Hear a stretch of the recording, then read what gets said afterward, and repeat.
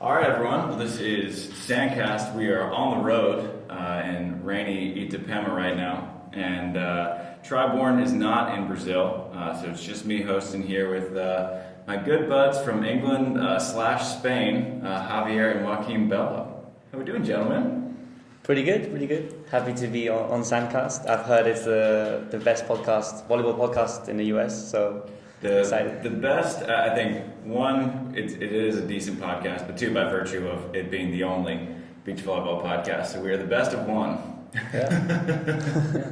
In the world, not just the US. Yeah. Do people, you guys live in the UK right now, do people listen to it in the UK? I need to check on that. Maybe. Yeah, have you guys ever listened to it? Or is it I think I've heard a couple episodes on YouTube. Okay. I think it was a Taylor Crab one. Okay. Yeah. And then when Tim was on it, Tim Brewster is a good friend of ours, and we were gonna check out this episode. I haven't done so yet, but I will get to that. What's insane, so me and Tim were actually in Tel Aviv, Israel. We played a 1-star there when we recorded that. We used the same little mic on the phone. But Tim's episode is still the #1 most downloaded SANDCAST episode in history. Yeah. Which, I was talking to him about on this trip. That's insane. We've had April and Alex, Jake, Phil, Taylor Crab, Trevor Crab, all these big dogs, and little TB, #1. Wow. I have to say, I still haven't watched that one. Sorry, Tim. Why do you think that is? I was wondering, maybe Tim just, he tapped into the UCLA demographic, and because colleges get pretty big, but we really don't have a sound theory as to why Tim's just a big dog now. Yeah. Maybe his parents has been refreshing the page every 30 seconds. Seriously. Yeah. But this is the end of the season for all of us. A wild one for you guys. You guys were getting after it. Was your first event in Cancun? Actually, before you get going, because our listeners, they don't know whose voice is who. For the record, you guys are twins. So when you speak, I guess say hey, this is Javier, just for the first time. Yep. Just so they can kind of differentiate who's speaking. So this is Joaquin, the one with the Spanish accent. And I'm Javier, so now you know. He sounds more British. Depends. It is funny, when I first met you guys, I was like, there's definitely Spanish, but they're playing for England. I couldn't make sense of it. Yeah, no, I mean, the names give it away, I think. Yeah. Sometimes the referee will come up and England? You're England? Yeah. And we'll be like, yeah. Yeah. I think mostly because they hear us swearing in Spanish during the game, so they come after the game you're not English. So you were born in Madrid? Yep. And grew up there for 8 years? 10 years. 10 years. 10 years? Yeah. Okay. Yeah. So did you grow up playing beach volleyball, or did you stumble across that when you moved to England? I think we started mostly indoor. Indoors. Yes. Okay. When we were in Spain. My dad played indoor in Spain professionally, so I think we just started with that. We were 6 years old, and then I think when we came to England, when we realized there wasn't many good teams or good prospects, we just said, there's two of us, we can just go and play beach. So we started doing way more beach when we got to the UK. We were pretty much in Spain only playing indoors, just in the local team. Our dad's a coach mostly. He played professionally, but he's the one that's been coaching us. And it's only actually quite late in the UK that we actually started playing beach. Yeah. Even when we were 11, we were just playing indoors. And then we just kind of fell in love with it. It was a gradual shift, right? We indoor only, then the first couple of years in England we started playing during the summer, and then going back to indoor, and then by 5-6 years ago we were we want to do this, we want to play beach seriously and just go for it. What's the beach scene like in England? We had, during Tokyo, I had my good friend Louis Lett on the podcast, and we zoomed. He was at the Olympics, and he was saying that it's not much of a scene. So I'm wondering, how does one fall in love with beach volleyball in the UK? So we've always played against adults. We never played against kids our age. So it was always really, really fun when we were little. We were playing against grown men.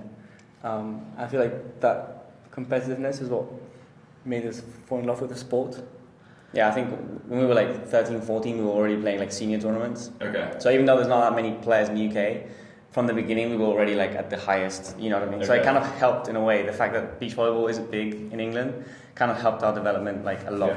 Yeah. We always say that if we stayed in Spain, which is a much better country to develop, we might not be as good, we might not be here now, because we had the opportunity to just go and practice with grown men when we were really young. And that kind of, It's something that, I don't know if you read the Karch Kiraly's book. Like he said that like, because he grew up playing in the men's net, playing against senior men, that's what made him really good. Right. He's in like Santa Barbara when he was 11, playing in the Opens. With his dad as well, we had that thing going as well, so we were like, oh. It's a similar thing. Yeah. It's a similar thing. So you read Karch Kiraly's book? Our dad mentions it. I haven't. I've read it, but it was a Spanish. It was translated. It is a Spanish version of it. Okay. It's translated because I think my dad bought the book like ages ago when we were little, and it was there, and I just kind of read it. It's not that long. I mean, it's a pretty short one. But it was written a long time ago, and you guys were what, 21? 21. 21. Yeah. Okay. So the book is significantly older than you two. Yeah. We're big fans, and my dad's a big fan of him. I remember when we were little, we went to his training camp. When he was coaching. We went to what's the place where the women's national team trains? He was coaching the women's in Anaheim. Yeah, we were there. Okay. We just went to watch their training. Okay. Just because we wanted to see Karch Kiraly. Yeah. And we got him to sign a ball and just take a picture with us. So I think that was around when I read the book. Probably we were like 11, 12. Like we just moved to England, I think. Yeah. So Karch Kiraly's like, I mean, he's still kind of like a legend overseas. Yeah, I think so. Yeah, I mean, for the people that know beach volleyball and are like in it, definitely know who he is. And if they don't, then I question whether they do know beach volleyball. It's funny because like a couple of my friends coach like youth teams, and they say like, you know, it used to be everyone wanted to be a Carrie Walsh if you're a girl, or everyone wanted to be a Karch if you're a guy, but now all the girls want to be like the next Sarah Hughes and Sarah Sponsel. Whereas like that, I feel like that generation of role models is starting to move on, but maybe Karch it'll just always be Karch for guys. I mean, he's done things that nobody else has done. So I would say the new role models are just different. They're not superseding him. It's kind of like you have Karch as like maybe the only guy that's won indoor and beach gold medals in the Olympics. The guy that's won the most events and everything. He's like the top. And then you have guys that have been the best, like Phil Dowser, he's been the best for a long time as well, but it's a different kind of role model. I wouldn't say it's like he's taking over. I think they're both like up there, right? Yeah. Are there, like, when you guys were in Spain or England, so you didn't really have any English beach volleyball role models to really aspire to? No, I mean, pretty much everyone that plays, especially in London, is foreigners. Okay. There's I didn't know that. Yes, yeah. I think it's like 55% of London is not English. Okay. Wow, that's a lot. Yes. Yeah. I mean, our league, our top indoor league, all the best players are not English as well. So it's they kind of sustain the level in the league and the national tour as well full of foreign players. And if it wasn't for that, I don't think we'd have a league or we'd have a national tour. So that's wild. Especially where we live, there's a lot of like Polish players. Okay. That's kind of who we played against when we were growing up. Even the guys we train with, we have JJ, a Dutch guy, we have a Slovakian, we have literally no English players. Actually, that's it. I was going to ask, like, what does your training look like? Because, as you mentioned, you know, in Spain there's a decent amount of really good players. You got Javier, Herrera, obviously, the Huertas, Menendez. Like, there's a decent amount of good players. But in England, it's you guys and a couple other English teams, but there's not a ton. Yeah, I mean, we try to get out as much as possible. So, obviously, because it gets really cold in the winter, that's terrible. But also because we don't have great sparring partners to train with. As soon as we can and we have the possibility to do it, we go to Spain or we go. We were actually in LA 2019. Okay. We went out for like 2 weeks. I think it was when your wedding was taking place. Yeah. Okay. So we went with Tim. Okay. And I think he missed your wedding because he was with us. He was with us training. That's what he said. I think that's what he said. Which is interesting. What a shitty partner. We just try to get out as much as we can. We're making plans now for like December, January, especially in the winter when we can't really train. I mean, you can train in London, right? But it's cold and the quality is not. Do you have an indoor facility? No, we don't have one in the entire country. I think it's the biggest hole in beach volleyball in the UK is the fact that we have no indoor beach. Okay. So it's quite difficult because first of all, there's no one to train with because apart from a couple of teams which are quite far from us, no one else trains during the winter. Right. And no one else has the guts. And then when we do that, it's just really cold. Like we have to wear the sand socks, leggings, like multiple layers, and it's just. And it's going to be us and our dad serving from the box, and Kika helping us. Brazilian style training, you know. So Brazilian style training, the box and the repetition sequences, you know, all that stuff. So that's why we try to get out to Spain as much as possible or anywhere else. Because we don't have the best training conditions in England. Yeah. Do you guys do the camp in Tenerife? I feel like a lot of Europeans do. Yeah. Tenerife is the hub. European teams. Like we went there last December, and literally there's 4 courts there. There was no more courts available because literally at every hour it was literally Tolle Vikla, Samoilos Medins, all these crazy teams, and there was literally no one below the top 50 on the world ranking training there. It was literally just the best teams in the world. Yeah. So we got the 12 to 2 p.m. slot, middle of the day, because that was the only one that was available every day. Right. And it was pretty cool. I mean, it's pretty cool going there because you go, you train, and then after you see Paris and Schweiner rock up, and you get to like see what they're doing and be around those players. It's really like inspiring. Like it motivates you a lot. You show up to training. Big time. You know, and sometimes you get the opportunity. Like we trained with Samoilos and Smedins one training. We trained with Spanish guys, of course, and like just being with other great players just makes you try your best and just another level. It's better.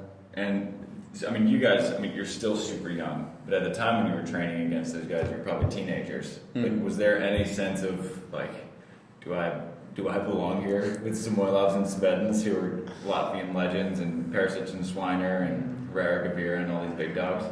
I mean, maybe at the beginning. At the beginning, it was difficult because we weren't very physical. We were quite short, but I think we've improved a lot over the years, and slowly we're invited more and more to train with the top teams, and just we belong more every day. I think now it's different. I think now it's more. I think it's. You know, these guys aren't that good. We can take it. We can. He's only. Well, that's Javier.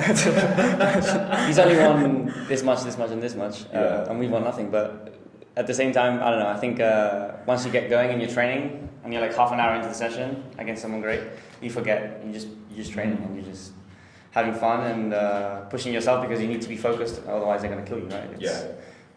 It's better for us than it is for them because for them to just play at the average level. Like they're fine, but for us to be able to keep up with them, we need to be like super focused, training super well. So every time we get the opportunity to do that, we try and take it and use it as best we can. Yeah, I think that's one of the biggest benefits of doing either like a training camp like that, and we obviously have the benefit of seeing all those teams in California every day. We're just like coming out to, and you guys were in Cancun for all 3 events, right? Yeah. We're like I was in Sochi, and that was my first 4-star. And you see these teams, you play against them, and you're like, man, these teams on YouTube, and you get kind of intimidated, and then you play against me like, oh man, he hits line shots out of bounds too. It like sort of humanizes them when you see them up close, and you're like, they are really good, but they're also beatable. And it's fun to see like have that realization. And it's cool that you guys got it at such a young age, where now like that intimidation's already gone. You're like, I can hang with Simon and Oscar in the last round of a qualifier. Like you guys played them well. Yeah. We had some good chances to win that and to take him further, but the fact that at least we know we're at their level, we can hang with them, like you said. Already, I don't know. That makes us confident. That makes us optimistic, right, for the next time we play them or the next competition next year maybe. Yeah. Was Cancun the first 4-star you guys played? No, we played The Hague. That was our first 4-star. 2019. Yes. Okay. January. 1st of January. Lost in the qualifier. But again, kind of took away that intimidation from seeing. That was the first time we saw the Vikings, first time we saw Bruno Schmidt, first time we saw a lot of players, right? Yeah. And we watched a lot of their trainings because we wanted to see, what's the deal. And from that, I think we improved a lot. Even like just from watching those guys, we were like, you know what, like we can take them. We can Yeah. at least come to these events and like challenge these people. Yeah. And that's one of the things that you really like notice. Like I don't want to drop names, but you can really tell who are the teams that are training really really well and that are gonna get better. Right. Like we saw Persic Final in 2019 in Tenerife, and you could tell that their training is just at a different level. I think that was just before they won the gold medal in Doha, Forster. And we remember when they were winning everything in Doha, we were not surprised at all because we went to Tenerife and they were training 35 degrees, middle of the day, doing a good old triangle drill, passing set. Very simple drill. Running to cover every single triangle, every single set, running to cover and then running back. And like doing it in such an intensity and the quality, like best quality we've ever seen that drill done. You can also see other teams that we train with, and they're not beating us easily. Like they're dropping down to our level. Yeah.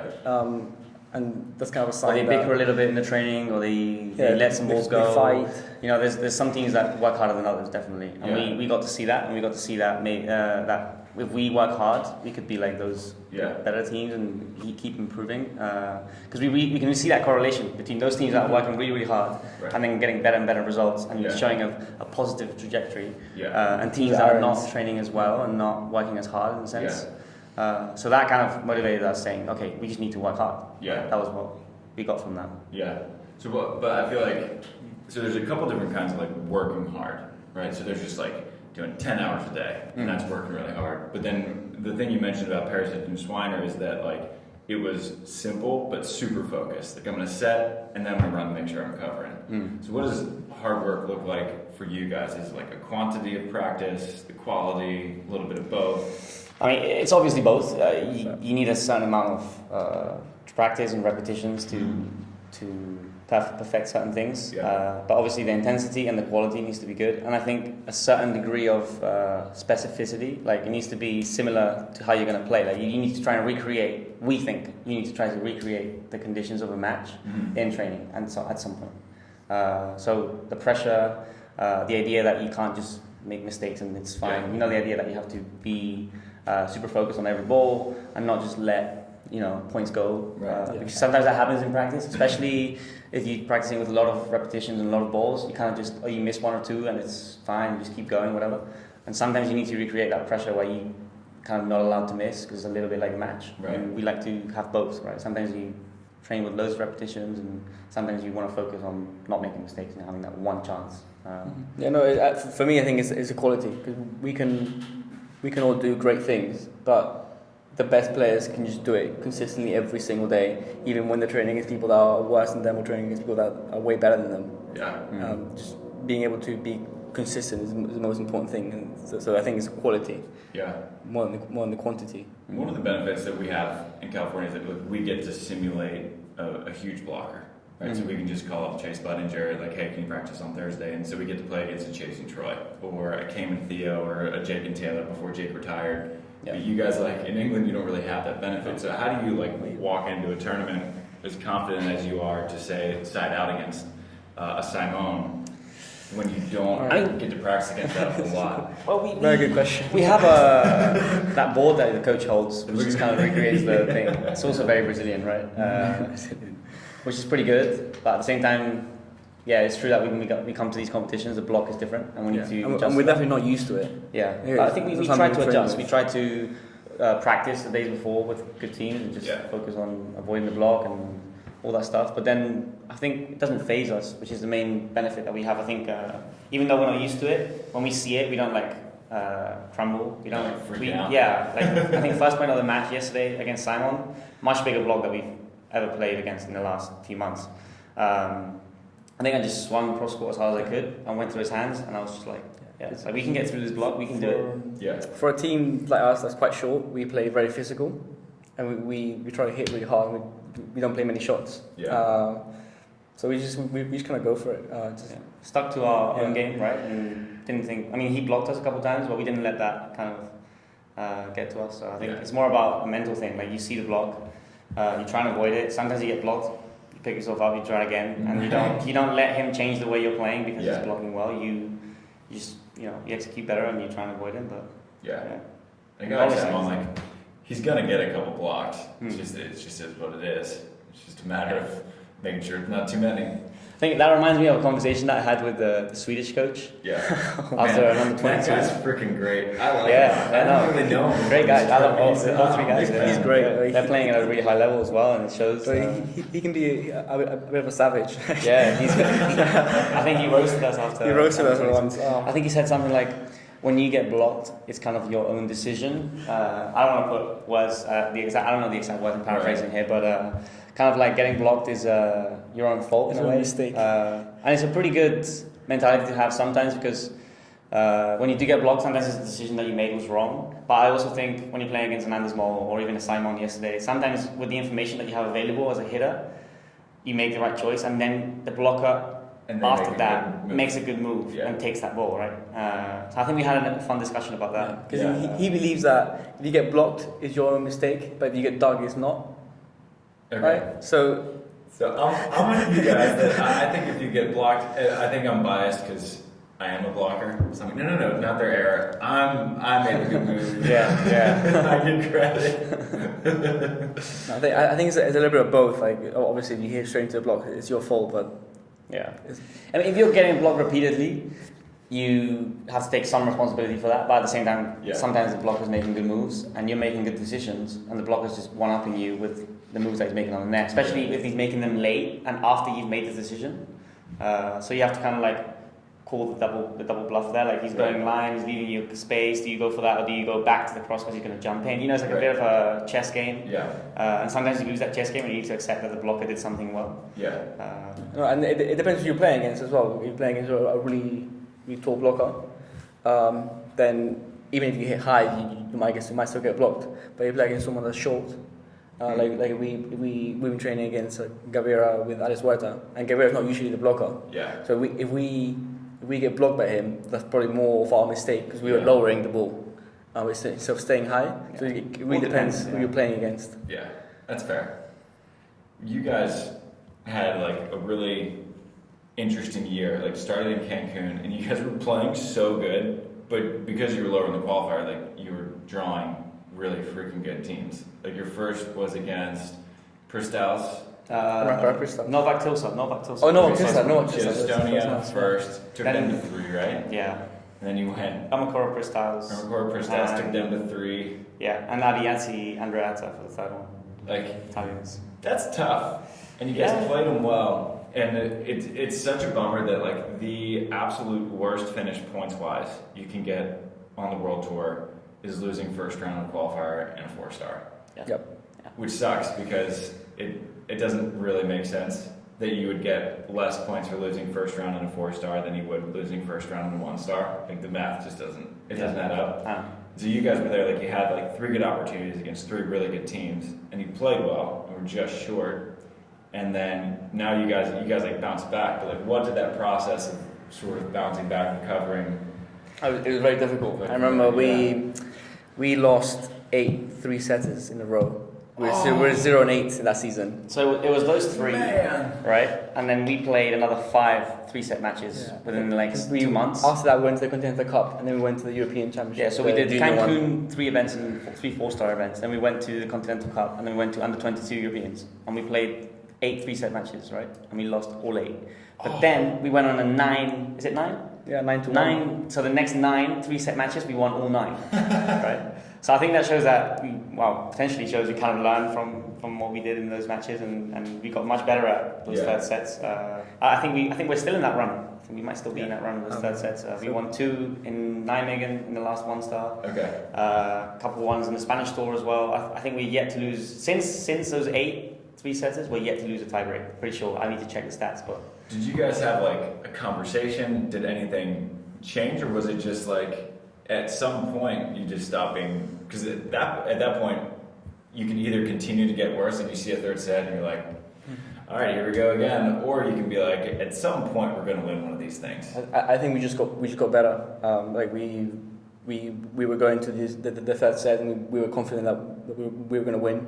Yeah. And I think Cancun, even though it was really bad for us in terms of points, because that's 3 of your 6 results gone.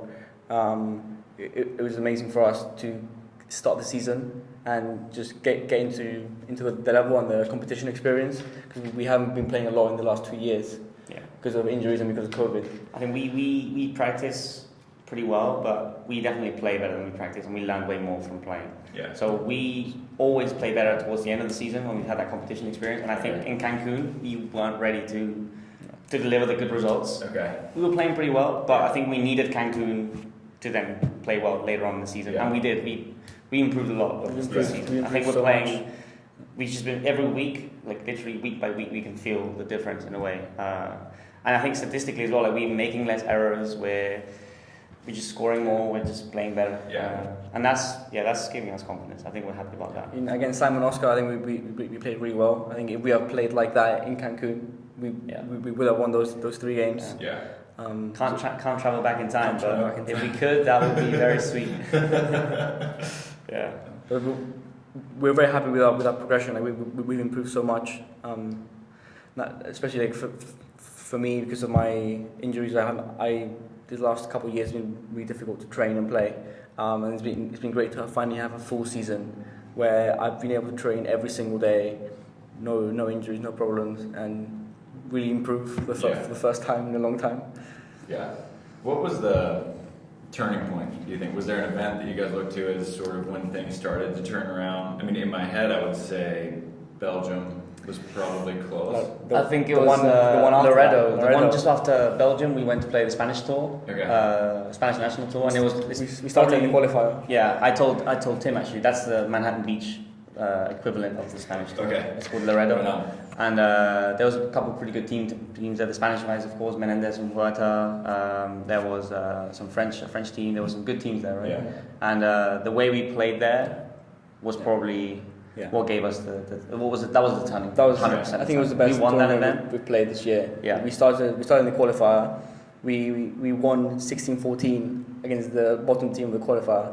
Yeah. That was the closest match we had. And then we just ran through the field. That was our first three sets to win. Yeah, that was it. So it's definitely the turning point.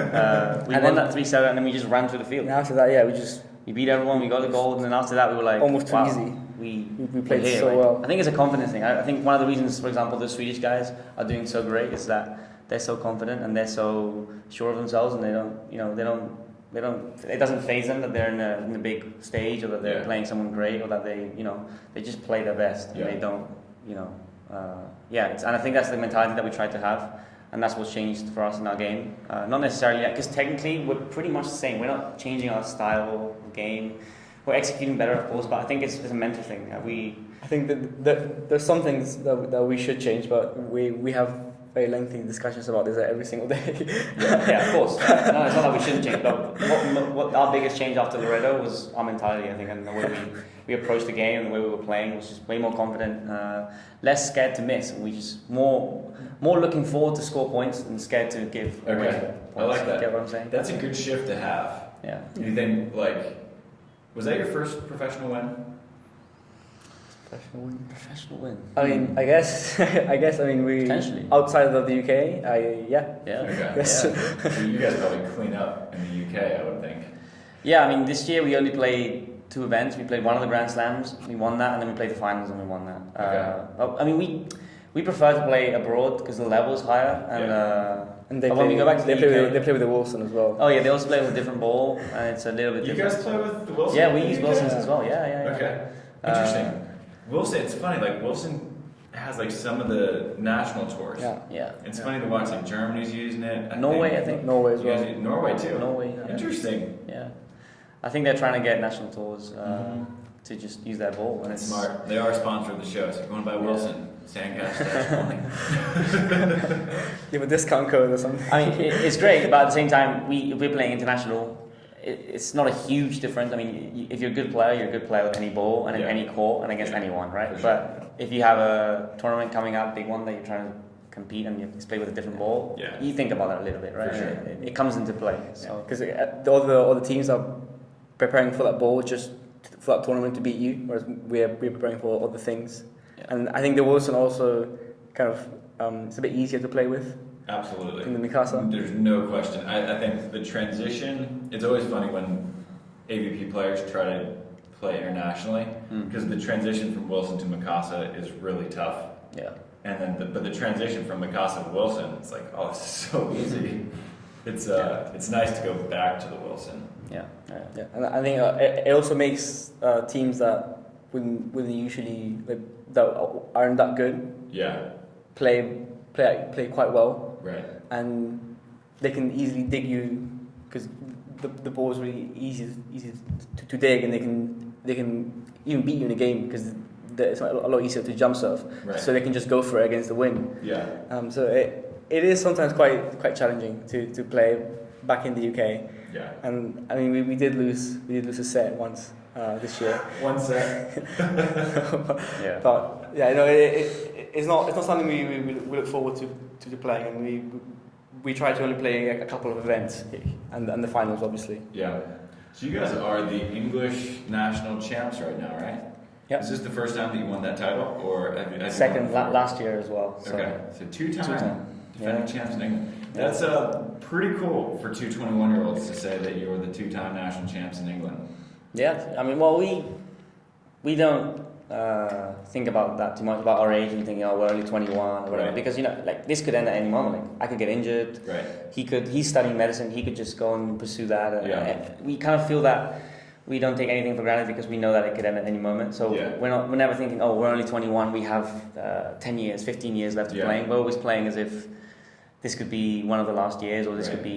could be our peak. Yeah. So we don't really think about that stuff as like Yeah. we've achieved that when we're young. It's kind of like you just win it and we move on to the next thing. Yeah. I didn't know you were in med school. Tim told me that the other day. Yes. What are you studying? Like specifically? Yeah. obviously Oh, medicine. so I mean, right now I'm doing intercalating in anesthesia. Okay. But so I'm in 4th year, so I've still got Jeez. this year and 2 more to go. Wow. It's a lot of schooling. And you're doing that on the road? Yeah. I mean, this year is mostly online. It is quite difficult, especially here with the really bad Wi-Fi.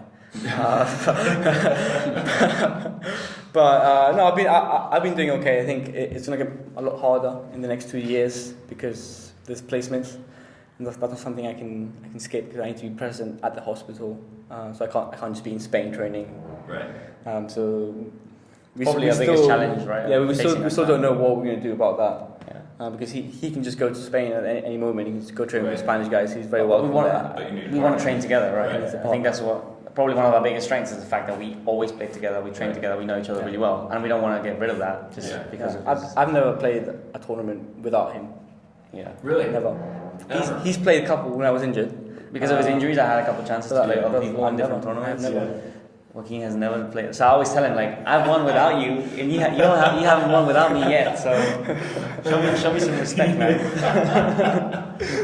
How is that dynamic? Because obviously, like, siblings play together all the time.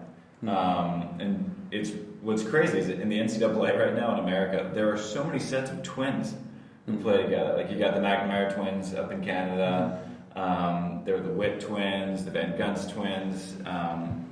And every set of siblings has such a unique dynamic. Like, how do you guys do together? Because me and my brothers, like, we fought all the time when we were on the same team, but at the same time, like, we knew we always had each other's backs. So it's like I could give my brother shit, but no one else could. Yeah, It's this funny dynamic. that sounds a lot like us. Sounds like a to be lot of honest. fun. I think I don't know if you see like some really you watch some really old videos of us.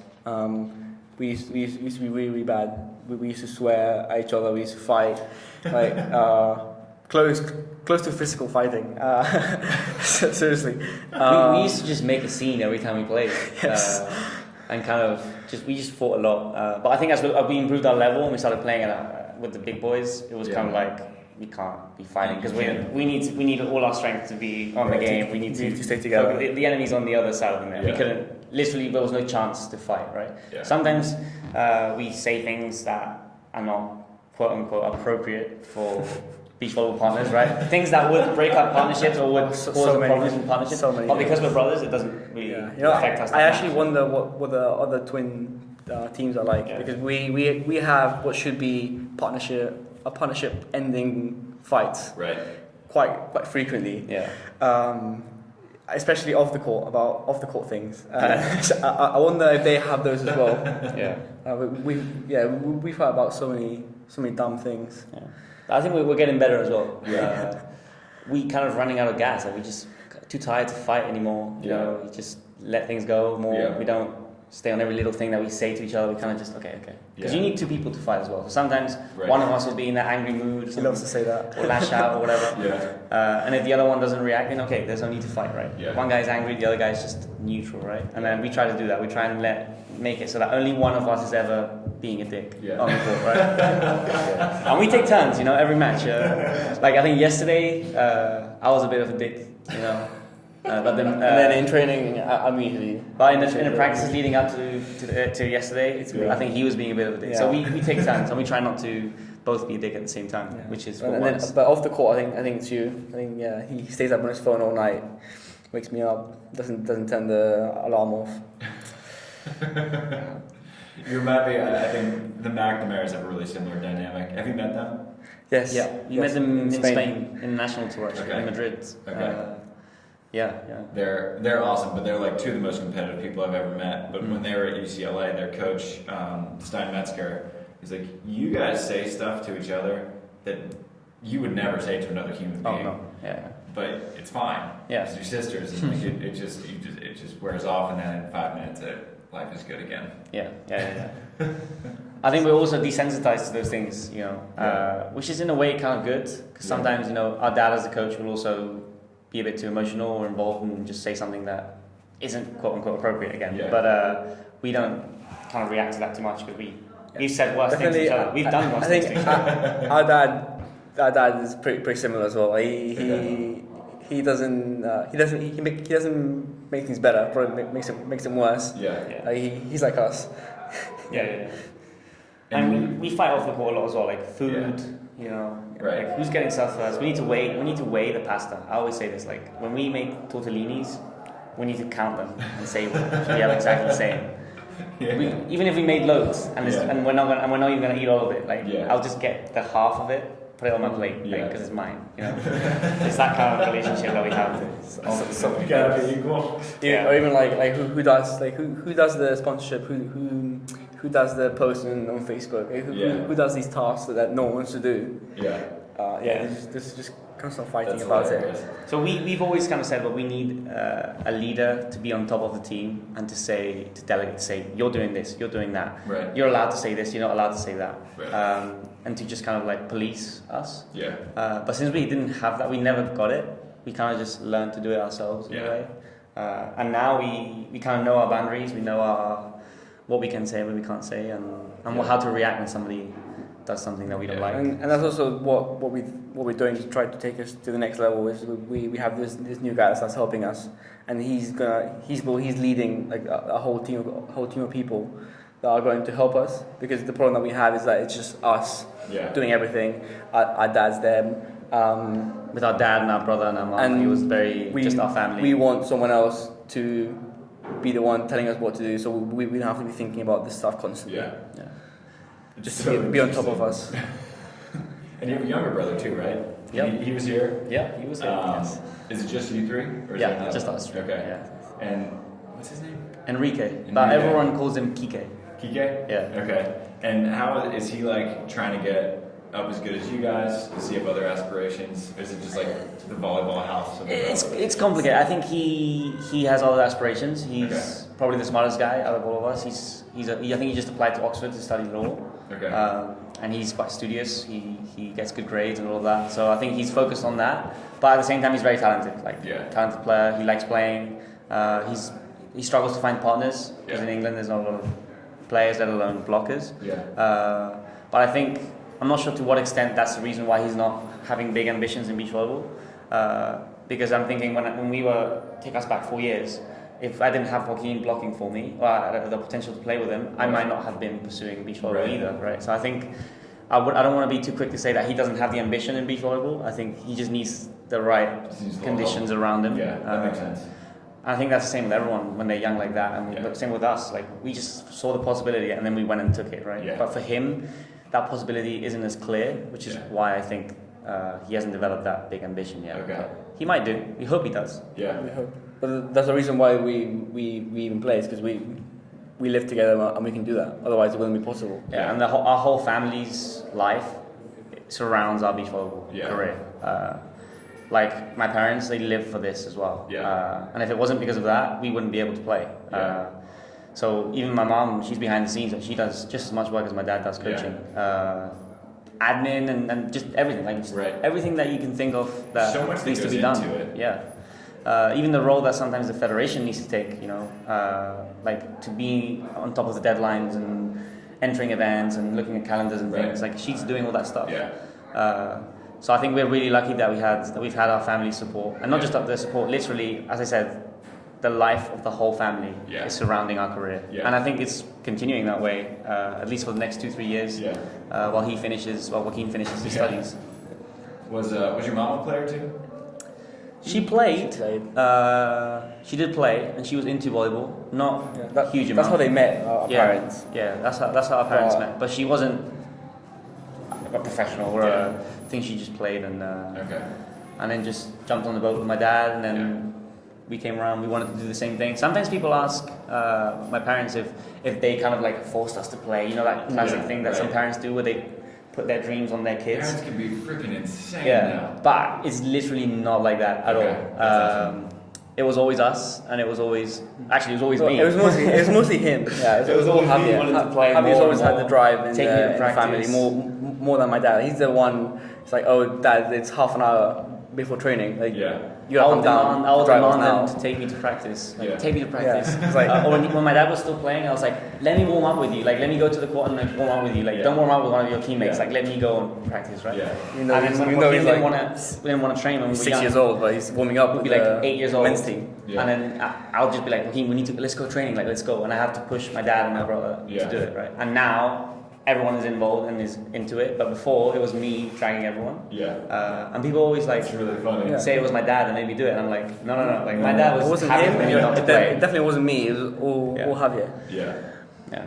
That's funny. And so you guys are the number one team in England. Do you feel any responsibility or pressure to put sort of English beach volleyball on the map a bit? Because it's been a while since England had not even a top team, but like a relatively competitive one. I think so. I think there's a bit of pressure, and it's a good responsibility to have. We like that responsibility. I think we're capable of doing that. Kind of being the image of beach volleyball in the UK, and also being a role model to the younger players, because there are some young players that are playing, and I think it's good for them to see that this is possible. Right? Maybe they don't have the support structure that we have, or the potential. But just seeing that someone is up there kind of trying to make it, might make players try to pursue that as well. And there might be more players behind us trying to do the same, which is obviously what we want to improve the overall level.